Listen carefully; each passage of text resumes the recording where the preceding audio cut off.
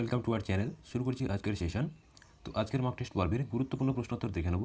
প্রথম প্রশ্ন দেখো, বিখ্যাত বাঙালি লেখক তার রচনা দ্য শ্যাডো লাইন্স এর জন্য সাহিত্যে নোবেল পুরস্কার বিজয়ী কে?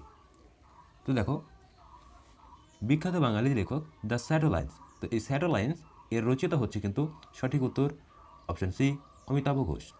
এবার এই অমিতাভ ঘোষ কিন্তু উল্লেখযোগ্য রচনার মধ্যে কিন্তু এটি অন্যতম। তো এই দ্য শ্যাডো লাইন্স এটি কিন্তু বিগত বছর এক্সামে এসছে। নেক্সট, অরুন্ধতী রায় থেকে একটি প্রশ্ন কিন্তু আসে। দেখো, Arundhati Roy God of Small Things, God of Small Things, তো অবশ্যই কিন্তু এটি মনে রাখবে, গড অফ স্মল থিংস হচ্ছে অরুন্ধতী রায়ের কিন্তু একটি গুরুত্বপূর্ণ লেখা, এক্সামে কিন্তু আসে। এবং রবীন্দ্রনাথ থেকে কিন্তু আমরা কতগুলো উপন্যাস এক্সামে কিন্তু দেখেছি, যেমন গোরা এবং ঘরে বাইরে, চতুরঙ্গ, তো ইত্যাদি কিন্তু এই রবীন্দ্রনাথ থেকে কিন্তু আসে। নেক্সট চলো, নেতাজি সুভাষচন্দ্র বসু আন্তর্জাতিক বিমানবন্দর কোন শহরে অবস্থিত? তো দেখো, নেতাজি সুভাষচন্দ্র আন্তর্জাতিক যে বিমানবন্দরটি রয়েছে, তো এটা আমরা দেখেছি যে দমদম, তো এটি কিন্তু অবস্থিত। তো দমদম যে এয়ারপোর্ট, সেটার নামই কিন্তু এই নেতাজি সুভাষচন্দ্র বসু আন্তর্জাতিক বিমানবন্দর। তো এটি কোন শহরে অবস্থিত? সঠিক উত্তর অপশন এ, কলকাতা। এছাড়া তোমরা মনে রাখবে, ডাব্লিউবিতে একটি প্রশ্ন কিন্তু এসেছিল যে প্রথম ব্যক্তি মালিকানাধীন এয়ারপোর্ট কোনটি? তোমরা রাখবে দুর্গাপুরে অবস্থিত হচ্ছে কাজী নজরুল, অবশ্যই মনে রাখবে কাজী নজরুল। এই কাজী নজরুল যে এয়ারপোর্টটি রয়েছে, তো এটি কিন্তু হচ্ছে দুর্গাপুরে অবস্থিত এবং এটি হচ্ছে প্রথম ব্যক্তি মালিকানাধীন এয়ারপোর্ট। তো এক্সামে কিন্তু এসেছিল, অবশ্যই মনে রাখবে। নেক্সট, কোন ঐতিহাসিক ঘটনার ফলে 1905 সালে বঙ্গভঙ্গ হয়েছিল? ভীষণ গুরুত্বপূর্ণ প্রশ্ন, প্রত্যেকেই প্রশ্নটিকে স্টার মার্ক দেবে। এক্সামে ভীষণ পরিমাণে কিন্তু আসে যে এই 1905-এ বঙ্গভঙ্গ হয়েছিল, এর প্রধান কারণ কি? তো মনে রাখবে, এর প্রধান কারণ ছিল হচ্ছে অপশন সি, স্বদেশী আন্দোলন। তো স্বদেশী আন্দোলন হচ্ছে সংঘটিত হয়েছিল 1905, এবং এই স্বদেশী আন্দোলনের প্রভাবেই কিন্তু এই 1905-এর বঙ্গভঙ্গ। তো এটি কে করেছিলেন? তো বঙ্গভঙ্গ করেছিলেন হচ্ছে কার্জন, অবশ্যই মনে রাখবে কার্জন। এই লর্ড কার্জন কিন্তু বঙ্গভঙ্গ করেছিল। তারিখটা অবশ্যই মনে রাখবে 16ই অক্টোবর, 16ই অক্টোবর। নেক্সট চলো, নেক্সট, এটি গুরুত্বপূর্ণ রচনা পথের পাঁচালী এবং অপুর সংসার। তো এর মতে ক্লাসিকের জন্য পরিচিত বাংলার বিখ্যাত চলচ্চিত্র নির্মাতা। তো দেখো, এখান থেকে দুটো রকমের প্রশ্ন আসে, একটি চলচ্চিত্র এবং একটি হচ্ছে উপন্যাস বা সাহিত্য। তো সাহিত্যের ক্ষেত্রে যখন বলা হবে যে পথের পাঁচালী এবং অপুর সংসার, তো এইগুলো যে রচনা করেছিল বিভূতিভূষণ বন্দ্যোপাধ্যায়, অবশ্যই মনে রাখবে বিভূতিভূষণ বন্দ্যোপাধ্যায়। এবং এই চরিত্রগুলো নিয়ে সিনেমা তৈরি করেছে কে? তো সেক্ষেত্রে অ্যান্সার হবে কিন্তু সঠিক উত্তর অপশন এ, সত্যজিৎ রায়। তো সত্যজিৎ রায় কিন্তু এই পথের পাঁচালী এবং অপুর সংসার এগুলো নিয়ে কিন্তু চলচ্চিত্র নির্মাণ করেছিলেন। তো এক্সামে আসে, অবশ্যই মনে রাখবে। দেখো, ঋত্বিক ঘটক থেকে একটি গুরুত্বপূর্ণ চলচ্চিত্র কিন্তু আসে। তো ঋত্বিক ঘটক একটি চলচ্চিত্র পরিচালিত করেছিলেন, কী বলতো? মেঘে ঢাকা তারা, অবশ্যই মনে রাখবে মেঘে ঢাকা তারা। ভীষণ পরিমাণে কিন্তু এক্সামে আসে। এছাড়া মিলান সেনের একটি রচনা হচ্ছে, চলচ্চিত্র হচ্ছে ভুবন সোম, ভুবন সোম। নেক্সট দেখো, কলকাতায় জন্মগ্রহণকারী ভারতের প্রথম মহিলা প্রধানমন্ত্রী কে ছিলেন? তো ভারতের প্রথম মহিলা প্রধানমন্ত্রী আমরা এক নজরে জানি যে সঠিক উত্তর হচ্ছে অপশন এ, ইন্দিরা গান্ধী। তো ইনি কিন্তু কলকাতায় জন্মগ্রহণ করেছিলেন। তো ভারতের কিন্তু একমাত্র মহিলা প্রধানমন্ত্রী ছিলেন ইন্দিরা গান্ধী। নেক্সট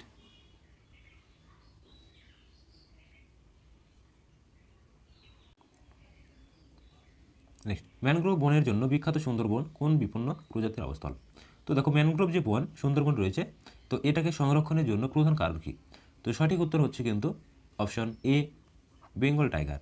তো রয়্যাল বেঙ্গল টাইগার এর জন্য কিন্তু এই ম্যানগ্রোভ বন সুন্দরবনে বিপন্ন প্রজাতি, বিশেষ করে এর আবাসস্থল কিন্তু রয়েছে।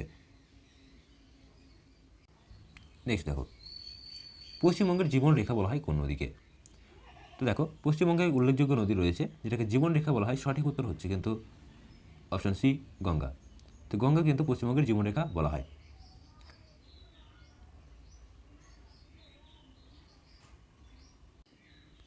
নেক্সট দেখো, বিভব পার্থক্যের একক কী? তো যে সমস্ত এককগুলো এখানে রয়েছে, তো এখান থেকে প্রত্যেকটা প্রশ্ন কিন্তু কোনো না কোনো এক্সামে এসছে।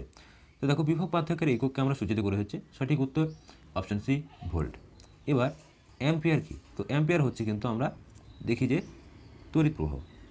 তড়িৎ যে প্রবাহিত হয়, তো মনে রাখবে এই তড়িৎ প্রবাহের একক হচ্ছে কিন্তু অ্যাম্পিয়ার। এছাড়া জুল হচ্ছে আমরা জানি কার্য এবং তাপের, কার্য এবং তাপের একক হচ্ছে জুল। এবং কুলম্ব হচ্ছে মনে রাখবে তড়িৎ আধান। এক্সামে কিন্তু আসে যে তড়িৎ আধান, তড়িৎ আধানের একক হচ্ছে কিন্তু কুলম্ব। নেক্সট, সার্বজনীন মহাকর্ষীয় সূত্রের প্রবর্তক কে?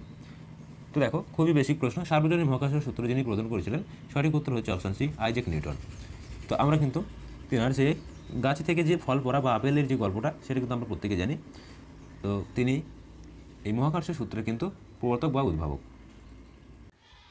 নেক্সট দেখো, কলকাতা পুলিশের প্রি এক্সাম যেটা 2022-এ সংগঠিত হয়েছে। তো দেখো এখানে এই প্রশ্নটি ছিল, ভর ও ওজনের মধ্যে কোনটি বস্তুর সক্রিয় ধর্ম? তো মনে রাখবে ভর কী জিনিস? ভর হচ্ছে কোনো বস্তুর মধ্যে যে পরিমাণ জড় পদার্থ রয়েছে, এবং ওজন হচ্ছে পৃথিবীর যে সমস্ত অভিকর্ষজ ট্রান্সফারে যেরকম স্প্রিং তোলা ইত্যাদি ক্ষেত্রে ব্যবহৃত হয়। তো দেখো এক্ষেত্রে কিন্তু সঠিক উত্তর হয়ে যাবে অপশন এ, ভর। তো ভর কিন্তু তুমি পৃথিবীর যে প্রান্তে নিয়ে যাও কিন্তু একই রকমের অবস্থান করবে, কিন্তু ওজন এটি কিন্তু এক থাকবে না। তো বিভিন্ন জায়গায় কিন্তু বিভিন্ন আকারে কিন্তু পরিবর্তিত হতে থাকবে। সেই জন্য কিন্তু সক্রিয় বা নিজ ধর্ম বলতে কিন্তু ভরকে আমরা জানি। গুরুত্বপূর্ণ প্রশ্ন, অবশ্যই স্টার মার্ক দিয়ে রাখবে। নেক্সট, যে অঞ্চলের স্বাদু জলে নোনা জলের সাথে মিশ্রিত হয় তাকে কী বলা হয়? তো দেখো স্বাদু জল এবং নোনা জল এবার মিশ্রিত হচ্ছে, তখন সেই ঘটনাটিকে আমরা কি বলছি? সঠিক উত্তর করবে হচ্ছে অপশন বি, প্রোফান্ডাল। প্রোফান্ডাল হচ্ছে স্বাদু জল এবং এই নোনা জলের সাথে যে মিশ্রণ সেটি। নেক্সট, ভীষণ গুরুত্বপূর্ণ প্রশ্ন, বহুবার কিন্তু এক্সামে আসে, প্রশ্নটি স্টার মার্ক দিয়ে রাখবে। দেখো জাতীয় অরণ্য নীতি, তো জাতীয় অরণ্য নীতি কত সালে পাশ হয়েছিল?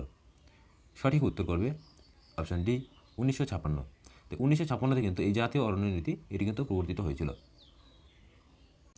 নেক্সট, জলজ বাস্তুতন্ত্রের স্বাধীনভাবে সাঁতার কেটে ঘুরে বেড়ায় বা সক্ষম প্রাণীদেরকে কী বলা হয়? তো দেখো জলজের প্রাণীর মধ্যে কিন্তু আমরা কতগুলি প্রাণী বা উদ্ভিদকে কিন্তু দেখতে পাই। তো মনে রাখবে যে ক্ষুদ্র ক্ষুদ্র অণুজীব যেটা উদ্ভিদ, তো উদ্ভিদকে আমরা বলবো হচ্ছে ফাইটোপ্ল্যাঙ্কটন। এক্সামে কিন্তু আসে যে যে বাস্তুতন্ত্রের অন্তর্গত ক্ষুদ্র ক্ষুদ্র যে অণুজীব তাদেরকে আমরা কী বলি? তো তাদেরকে আমরা বলবো হচ্ছে ফাইটোপ্ল্যাঙ্কটন। এবং প্রাণী তাদেরকে আমরা বলবো হচ্ছে কি? জু প্ল্যাঙ্কটন। তো মনে রাখবে জু মানে হচ্ছে চিড়িয়াখানা, এবং চিড়িয়াখানাতে কি প্রাণীরা থাকে, তো অবশ্যই মনে রাখবে প্রাণী থেকে এসছে জু প্ল্যাঙ্কটন। এবার দেখো বাস্তুতন্ত্রে যারা সাঁতার কেটে ঘুরে বেড়ায় তাদেরকে বলা হচ্ছে কি? সঠিক উত্তর হচ্ছে অপশান এ, নেকটন। তো এবং দেখো এখানে বেন্থস রয়েছে, এই বেন্থসটা কিন্তু এক্সামে আসে। তো বেন্থস হচ্ছে কিন্তু যারা নিচে জলের নিচে কিন্তু গভীরে বসবাস করে, তো তাদেরকে বলা হচ্ছে বেন্থস। নেক্সট দেখো খাদ্য শৃঙ্খলের সাংগঠনিক এককে কী বলা হয়? তো দেখো পুষ্টি চ্যাপ্টারটা থেকে কিন্তু গুরুত্বপূর্ণ প্রশ্ন এক্সামে থাকে, দুটো বা একটা প্রশ্ন কিন্তু প্রত্যেকটা রিক্রুটমেন্টেই কিন্তু এসছে। তো দেখো খাদ্য শৃঙ্খলের সাংগঠনিক এককে বলা হয় কি? সঠিক উত্তর হচ্ছে অপশান এ, পুষ্টি স্তর। নেক্সট, খাদ্য পিরামিডটা একটু দেখে রাখবে। খাদ্য পিরামিড হচ্ছে কি? বাস্তুতন্ত্রে যে সমস্ত খাদ্য দেখা যাচ্ছে একটি প্রাণী অপর প্রাণীকে নির্ভরশীল বা ডিপেন্ডেন্ট, অর্থাৎ প্রথমে ধরো উৎপাদক হিসাবে আমরা ঘাসকে দেখি। তো ঘাস, এবং এই ঘাসকে খাচ্ছে হচ্ছে ফড়িং, ঘাস ফড়িংকে খাচ্ছে হচ্ছে ব্যাঙ, এবং ব্যাঙকে খাচ্ছে হচ্ছে সাপ। তো এরকমভাবে কিন্তু এই খাদ্য পিরামিডটা কিন্তু গড়ে ওঠে। চলো নেক্সট প্রশ্ন দেখে নেব। নেক্সট, রাষ্ট্রপুঞ্জ কর্তৃক ঘোষিত আন্তর্জাতিক জীববৈচিত্র্য বর্ষ হলো কত সাল? তো রাষ্ট্রপুঞ্জ বা ইউএনও অর্থাৎ ইউনাইটেড নেশনস অফ অর্গানাইজেশন এই যে আন্তর্জাতিক জীববৈচিত্র্য বর্ষ ঘোষণা করেছিল সেটি কোন বছর? তো সঠিক উত্তর করবে হচ্ছে অপশন বি, 2010। এই 2010 সালটা কিন্তু আন্তর্জাতিক জীববৈচিত্র্য যে বর্ষ হিসেবে কিন্তু পরিচিত রয়েছে। চলো নেক্সট প্রশ্ন। Next, national wild life action plan গঠিত হয় কত সালে? দেখো national wild life action plan গঠিত হয়েছিল, সঠিক উত্তর হচ্ছে অপশন এ, 1983 সালে। নেক্সট দেখো ন্যাশনাল পার্ক বা জাতীয় উদ্যান এটি গুরুত্বপূর্ণ টপিক, এখান থেকে একটি প্রশ্ন কিন্তু এক্সামে থাকে। তো বান্ধবগড় জাতীয় উদ্যান কোন রাজ্যে অবস্থিত? সঠিক উত্তর হচ্ছে কিন্তু অপশন বি, মধ্যপ্রদেশ। এছাড়া উত্তরপ্রদেশে আছে দুধওয়া, এই দুধওয়া কিন্তু অবস্থিত উত্তরপ্রদেশে, এক্সামে কিন্তু আসে, অবশ্যই মনে রাখবে। নেক্সট, নিচের কোনটি গৌণ দূষণের উদাহরণ? তো মুখ্য এবং গৌণ যেগুলি সরাসরি দূষণ করে এবং যেগুলি কোনো অণুজীবের মাধ্যমে বা কোনো ভিন্ন প্রক্রিয়ার মাধ্যমে কিন্তু দূষণ ঘটায়, তো তাদেরকে আমরা বলে হচ্ছে গৌণ দূষণ। তো সঠিক উত্তর হচ্ছে কিন্তু অপশন বি, প্যান। তো প্যান এর পুরো নামটা কিন্তু আসে এক্সামে, অবশ্যই মনে রাখবে। প্যান এর পুরো নাম হচ্ছে peroxy acetyl nitrate. Nitrate. Next দেখো শিক্ষাক্ষেত্রে এটা শিল্পক্ষেত্রে হবে। তো শিল্পক্ষেত্রে ধোঁয়া এবং ভাসমান ধূলিকণা নিয়ন্ত্রণ করা হয়। তো কোন যন্ত্রের মাধ্যমে এটি করা হয়? সঠিক উত্তর হচ্ছে অপশন সি, ইলেকট্রোস্ট্যাটিক্স প্রিসিপিটেটর এর দ্বারা। ইলেকট্রোস্ট্যাটিক্স প্রিসিপিটেটরের দ্বারা কিন্তু এই শিল্পক্ষেত্রে যে ধোঁয়া এবং ভাসমান ধূলিকণা সেগুলি কিন্তু নিয়ন্ত্রণ করা হয়, ফলে সেগুলি বাতাসে কিন্তু সরাসরি মিশে না। নেক্সট দেখো জলাভূমি সংক্রান্ত রামসার সম্মেলন অনুষ্ঠিত ছিল কত সালে? তো দেখো সঠিক উত্তর হচ্ছে কিন্তু 1971। তো 1971 কিন্তু এই রামসার সম্মেলন অনুষ্ঠিত ছিল এবং এটি কোথায় হয়েছিল? দেখো অপশন এ কিন্তু সঠিক উত্তর হয়ে যাবে ইরানে। তো ইরানে কিন্তু এই 1971 রামসার সম্মেলন, যেটি কিন্তু জলাভূমি সংক্রান্ত, মনে রাখবে এই রামসার হচ্ছে জলাভূমি সংক্রান্ত কিন্তু সঙ্গে কিন্তু যুক্ত। নেক্সট 1 বেল সমান সমান কত ডেসিবেল? 1 বেল সমান সমান কত ডেসিবেল? তো দেখো 1 বেল কথার অর্থ হচ্ছে সঠিক উত্তর অপশন বি 10 ডেসিবেল। নেক্সট বল এবং সকেট সন্ধি পাওয়া যায়। দেখো এই প্রশ্নটি কিন্তু ভীষণ পরিমাণে এক্সামে আসে। বল এবং সকেট সন্ধি বা বিভিন্ন যে সমস্ত সন্ধিগুলি রয়েছে, তো দেখো বল এবং সকেট সন্ধি পাওয়া যায় হচ্ছে অপশন সি, পিলভিক গার্ডাল। তো এটি কিন্তু বল এবং সকেট সন্ধির উদাহরণ। নেক্সট হাইপোথ্যালামাস কোন পিটুইটারি হরমোন সংরক্ষিত রাখে? তো হাইপোথ্যালামাস যাকে মানব দেহে এটি গুরুত্বপূর্ণ অঙ্গ। তো এই হাইপোথ্যালামাস কিন্তু অপশন সি এডিএইচ এই হরমোন কিন্তু সংরক্ষিত করে রাখে। তো এডিএইচ সংরক্ষণে কিন্তু হাইপোথ্যালামাস পিটুইটারি যে হরমোন এটি গঠিত হয় পিটুইটারি থেকে এবং এটি সংরক্ষিত করা হচ্ছে হাইপোথ্যালামাস। নেক্সট দেখো এই দুটি প্রশ্ন যে এক্সামে কতবার এসছে তার কোনো কিন্তু ঠিকানা নেই। দেখো মানবদেহের কয়টি স্নায়ু? তো কর্নেটি স্নায়ুর সংখ্যা হচ্ছে কী? সঠিক উত্তর হচ্ছে অপশন সি 12টি, এই 12 জোড়া। এবার দেখো এই 12 জোড়ার হচ্ছে কয়টি স্নায়ু, এটি কিন্তু এক্সামে ভীষণ পরিমাণে আসে। সেই সাথে সুষুম্না স্নায়ু, সুষুম্না স্নায়ু কয়টি? তো সুষুম্না স্নায়ু যদি জিজ্ঞাসা করা হয় তো সেক্ষেত্রে অ্যান্সার করবে হচ্ছে 31টি। তো 31টি কিন্তু সুষুম্না স্নায়ু এবং কয়টি স্নায়ু হচ্ছে 12 জোড়া। এই দুটো প্রশ্ন কিন্তু এক্সামে ভীষণ পরিমাণে আসে। নেক্সট ইউগ্লিনার গমনাঙ্গ হলো। তো ইউগ্লিনার গমনাঙ্গের নাম কি? তো দেখো ইউগ্লিনার গমনাঙ্গ হচ্ছে অপশন ডি সঠিক উত্তর ফ্লাজেলা। তো ফ্লাজেলা হচ্ছে কিন্তু ইউগ্লিনার গমনাঙ্গ। এবার এই ফ্লাজেলা থেকেই আসছে কিন্তু ফ্লাজেলীয় গমন। তো বলা হয় যে ইউগ্লিনার যে গমন পদ্ধতি তো সেটির নাম কি? তো মনে রাখবে ইউগ্লিনার গমন পদ্ধতি হচ্ছে ফ্লাজেলীয় গমন। ফ্লাজেলীয় হচ্ছে গমন, এটা হচ্ছে ইউগ্লিনার গমন পদ্ধতি। এছাড়া ক্ষণপদ রয়েছে। তো ক্ষণপদ বা সিউডোপোডিয়া এটি কার হচ্ছে? গমনাঙ্গ অ্যামিবা। এক্সামে ভীষণ পরিমাণে আসে কিন্তু অ্যামিবা। এবং প্যারামেসিয়াম, প্যারামেসিয়াম এর গমনাঙ্গ হচ্ছে সিলিয়া। তো এই প্যারামেসিয়ামের গমনাঙ্গ হচ্ছে সিলাই এবং গমন পদ্ধতি যদি জিজ্ঞাসা করা হয় তো সেক্ষেত্রে বলবে হচ্ছে সিলিয়ারি গমন বা সিলিয়ারি গতি। নেক্সট পর্বমধ্যের বৃদ্ধি নিয়ন্ত্রক হরমোন কোনটি?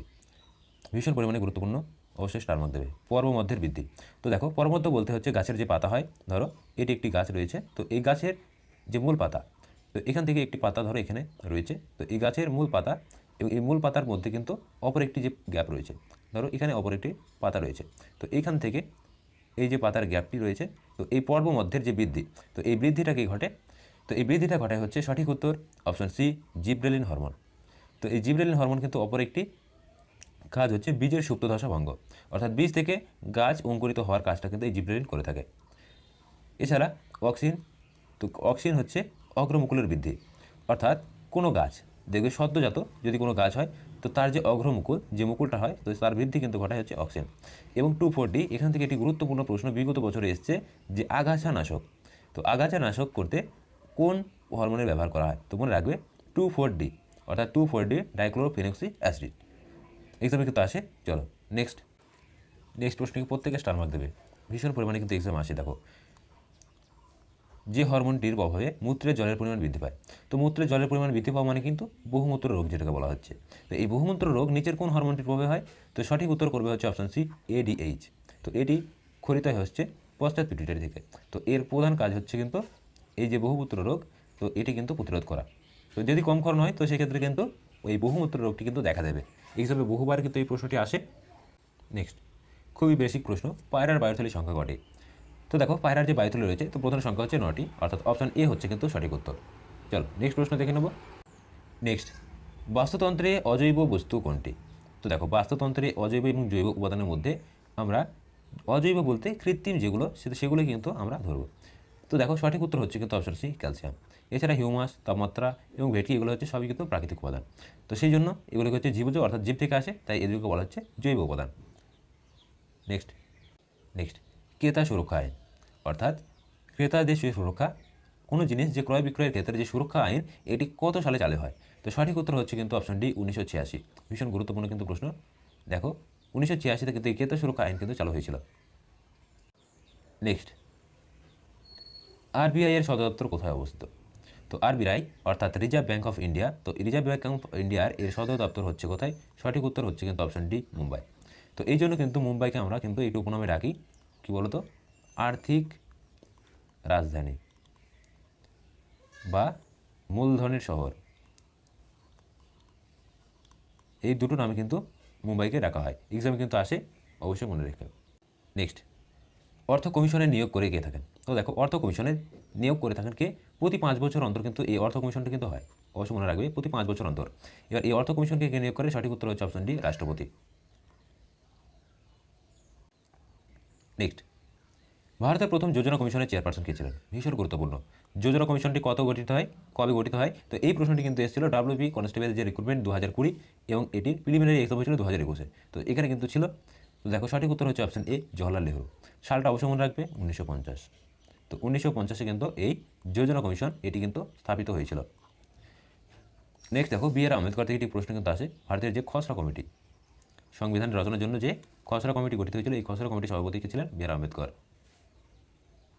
নেক্সট, অর্থনীতিতে দেউলিয়া বলতে কী বোঝায়? তো দেখো ইকোনমিক্স থেকে একটি গুরুত্বপূর্ণ প্রশ্ন। অর্থনীতিতে দেউলিয়া বলতে, তো আর্থিক যে দায়, মনে রাখবে অর্থনীতির যে দায় সেটা যখন বেশি হয়ে যাবে কী হারে? মূলধন বা সম্পত্তি অনুসারে। তো দেখো এক্ষেত্রে তাহলে অপশন এ হচ্ছে সঠিক উত্তর। দেখো দায়টা কিন্তু বেশি রয়েছে এবং সম্পত্তিটা হচ্ছে কম রয়েছে, তো অপশন এ কিন্তু সঠিক উত্তর হয়ে যাচ্ছে। নেক্সট প্রশ্নটি ভীষণ পরিমাণে এক্সাম আসে, ভারতের জাতীয় আয় পরিমাপ। তো দেখো ভারতের জাতীয় আয় পরিমাপ করা হয় কোন সংস্থা দ্বারা? সঠিক উত্তর হচ্ছে অপশন ডি CSO। এই CSO কিন্তু এই ভারতের যে জাতীয় আয় সেটা কিন্তু পরিমাপ করে। এবার ভারতের যে প্রথম জাতীয় আয় পরিমাপ করা হয়েছিল, এটি প্রথম কে করেছিলেন? এই প্রশ্নটি কিন্তু বহুবার এক্সামে দিয়েছে, তো মনে রাখবে দাদাভাই নৌরোজি। দাদাভাই নৌরোজি ইনি কিন্তু এই প্রথম এই জাতীয় যে আয় এটি কিন্তু পরিমাপ করেছিলেন।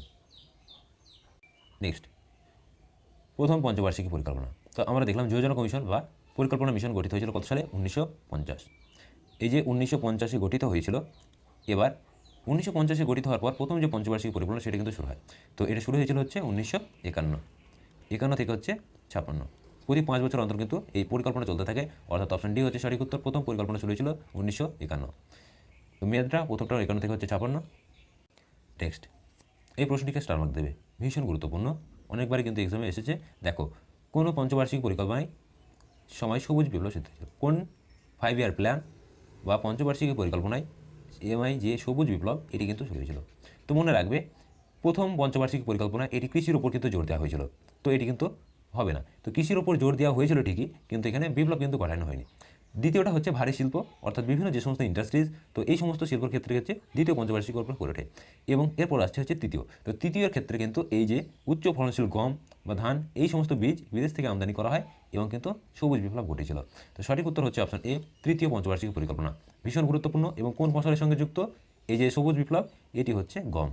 তো মনে রাখবে উচ্চ ফলনশীল যে গম, তো তার সাথে কিন্তু এই সবুজ বিপ্লব যুক্ত।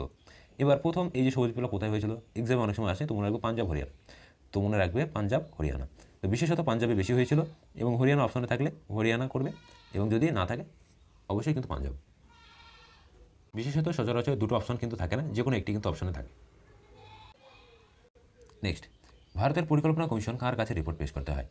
দেখো পরিকল্পনা কমিশনের প্রধানকে, পরিকল্পনা কমিশনের প্রধান হচ্ছে প্রধানমন্ত্রী।